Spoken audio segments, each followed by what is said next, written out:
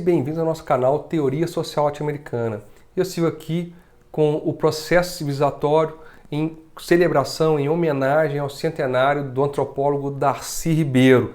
Faço aqui o capítulo, o trecho sobre o capitalismo mercantil e os colonialismos modernos. Para quem está chegando agora, eu peço que se inscreva no nosso canal, conheça os nossos vídeos e dê o nosso joinha, o nosso like para poder apoiar o nosso trabalho. E agora ainda o que interessa, como eu falei no vídeo anterior sobre os impérios mercantis salvacionistas, ao mesmo tempo que você tinha essa expansão salvacionista, a revolução mercantil ela avançava através de um outro processo civilizatório que era o capitalismo mercantil moderno.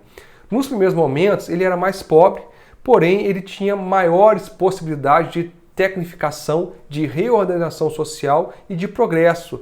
Tal era aquele esforço de reestabelecimento de um mercantilismo europeu, que voltaria a ativar as economias regionais no continente e depois em todo o mundo. Os desencadeadores do seu avanço foram um complexo de eventos e a adoção de novos procedimentos técnicos e institucionais que, através do restabelecimento do comércio exterior, permitiram reimplantar manufaturas nas cidades italianas, francesas, flamengas e holandesas e mais tarde na Inglaterra e Espanha. Quanto mais o mercado se ampliava, mais essas manufaturas eram transformadas. Então a gente teve a transformação de simples agrupamento de artesãos proprietários e conhecedores de todo o processo de trabalho e financiados por um capitalista em unidades maiores, em direção a uma divisão do trabalho cada vez mais complexa que vai dar início à apropriação privada dos meios de trabalho e pagamento de salários. Inicialmente foram manufaturas centralizadas e instaladas no campo para fugir do controle gremial urbano, a riqueza acumulada em outros setores do comércio, usura, exploração da dívida pública e nos monopólios estatais passaram a ser aplicadas no setor manufatureiro e, quando tiveram força suficiente, se transladaram às cidades que voltaram a crescer. E a separação contínua do produtor direto dos meios de produção fez com que a produção de alimentos e vestimenta para trabalhadores urbanizados criasse um mercado interno cada vez mais amplo. Assim, num círculo vicioso, para atender às demandas crescentes de mercados internos e externos, a produção agrícola foi sendo intensificada e foram expulsas à terra a clientela patricial. Várias áreas de cultivo foram convertidas em criatórios de ovelha para a produção de lã.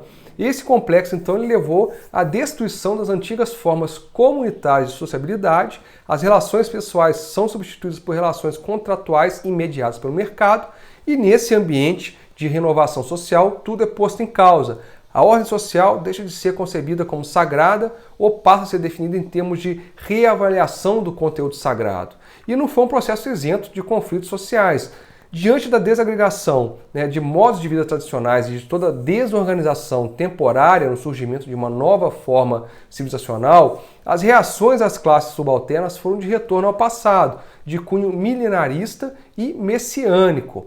Eram rebeliões que se iniciavam já no final do século XIII, mas ainda incapazes de propor uma reorganização da sociedade inteira em acordo com seus interesses. Mas foram levantes que, contraditoriamente, fizeram avançar a nova ordem capitalista mercantil, porque acentuaram o poder da nascente burguesia e do triunfo dos movimentos de reforma religiosa.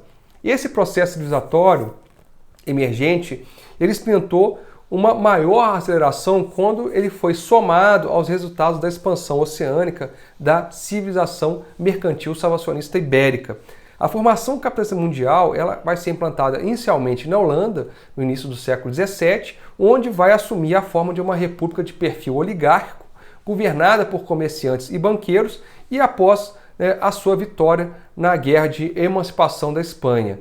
Nesse curso, a Holanda se apropria de diversos domínios coloniais portugueses e espanhóis na África, em Cabo, nas Américas, nas Antilhas, no Oriente, no Ceilão e na Indonésia, e se torna a principal potência europeia.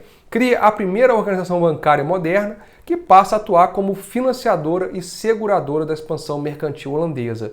Alçada a condição de empório distribuidor da produção mercantil mundial nos mercados europeus.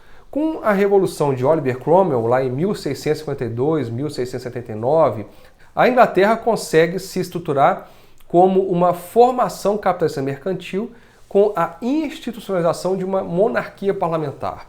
A Inglaterra também se alça através da guerra contra os salvacionistas ibéricos e contra os holandeses, graças à apropriação de alguns de seus domínios coloniais na América do Norte, na Índia, na China e na África. Uma das fontes de modernização foi o ingresso de uma substantiva força de trabalho qualificada por conta da perseguição religiosa no continente e da disponibilidade de capital financeiro. O seu enriquecimento nessa primeira etapa se fez através da pirataria e saque financiados pelo Estado e mais tarde via contrabando com as colônias americanas, principalmente com a exploração do tráfico negreiro por meio de contratos monopolísticos com as metrópoles ibéricas. Quem quiser ter um conhecimento um pouco mais aprofundado, eu sugiro aqui a leitura do Eric Williams, o livro dele chamado Capitalismo e Escravidão, está traduzido, publicado. A integração da França à nova formação amadurece lentamente no nível econômico, com a instalação, a partir do século XVI, de manufatura de artigos de luxo em Lyon, Reims e Paris, e mais tarde de tipografias e de metalúrgicas, na verdade. No plano político, a Revolução de 1789, comandada inicialmente por lideranças anti-aristocráticas e concluída por um regime militar que impõe as ordenações napoleônicas, essa última formação capitalista acaba também se apropriando de algumas áreas coloniais ibéricas pela anexação ao seu domínio colonial de vastas áreas da América do Norte, do Canadá e da Indochina e do Senegal. E para poder assumir essa posição pioneira, essas nações tinham reativado a sua vida econômica interna, rompendo com as barreiras feudais que limitavam suas forças produtivas e confiscando os bens eclesiásticos, os latifúndios das abadias e mosteiros, para integrá-los ao sistema produtivo. E, ao mesmo tempo, a nascente burguesia aplicou capital nas manufaturas que passaram a produzir para todo o mercado nacional e depois para exportação. Também esse complexo alterou a estratificação social, tendeu a polarizar a sociedade. De um lado, punha uma camada de aliciadores da força de trabalho assalariada ou escrava e uma camada de despossuídos na posição de dois de proletários, um interno e o outro externo. Na expansão ultramarina, todas as formações capitalistas mercantis apelaram também para o colonialismo escravista, criando novas áreas de plantações tropicais. Mas também eles inovaram com a implantação de entrepostos comerciais em países longínquos, com os quais não se pretendia transfigurar os povos autóctonos, o caso da Índia e da China, mas apenas traficar com eles e mais tarde como colônias de povoamento, como um meio de aliviar a pressão do excedente populacional gerada pelo próprio processo de desenvolvimento capitalista. Uma dessas colônias de povoamento que cresceu como economia subsidiária dos ricos empreendimentos escravistas no Caribe amadureceria pouco mais tarde para o capitalismo mercantil. A colonização da América do Norte se formou como uma ordenação capitalista incipiente, com uma tendência que se reforçaria com o processo de emancipação. Ali vai ser erigido o modelo básico da República Federativa Moderna, estruturada como uma formação capitalista mercantil tendente à industrialização. Então, o que a gente vê aqui é a formação capitalista mercantil moderna nasce bipartida em dois complexos complementares. O complexo metropolitano das nações com a estrutura por aceleração evolutiva, como centros de poder de comércio ultramarino, internamente centro em dois pilares, uma economia rural de granjeiros livres, produtores para o mercado e de grandes explorações agrícolas e pasteuristas de tipo capitalista, que começam a atuar à base do trabalho assalariado, e uma economia urbana de manufaturas mercantis, de comerciantes, importadores e exportadores e de agências financeiras que tanto operam no mercado europeu como no mundial. E o complexo colonial, implantado através de movimentos de atualização histórica que gera as colônias mercantis das feitorias asiáticas de comércio e africanas de suprimento de mão de obra escrava e as colônias escravistas das áreas americanas de exploração de minas e plantações comerciais operadas tanto direta como indiretamente através de outros agentes coloniais como os portugueses e os espanhóis e finalmente as colônias de povoamento das Américas, da Austrália e da Nova Zelândia. A complementação dessas duas estruturas capitalistas, a metropolitana e a colonial, gera numa delas o capital e os capitalistas contrapostos a massas crescentes de assalariados e na outra camadas gerenciais subalternas e massas escravizadas e avassaladas. Essa expansão deu aos europeus nórdicos, até então marginais aos processos civilizatórios, um sentimento de superioridade e de destinação civilizatória que passou a justificar todas as formas de opressão colonial como exercício necessário do papel de agentes civilizadores convictos de que representavam uma ordem moral superior e o motor do progresso humano.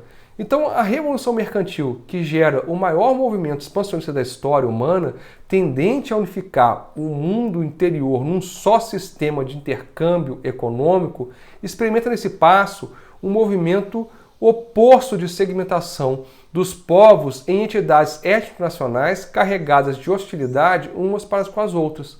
Então, ao invés de formar como uma humanidade coesa, a gente estrutura o mundo em etnias inferiores e superiores. E o mesmo processo civilizatório que alarga o mundo, pondo todos os povos em contato e que ampliara o âmbito interno de cada sociedade pelo rompimento de barreiras regionais e encontra seu termo nas fronteiras nacionais. É isso. Eu encerro por aqui.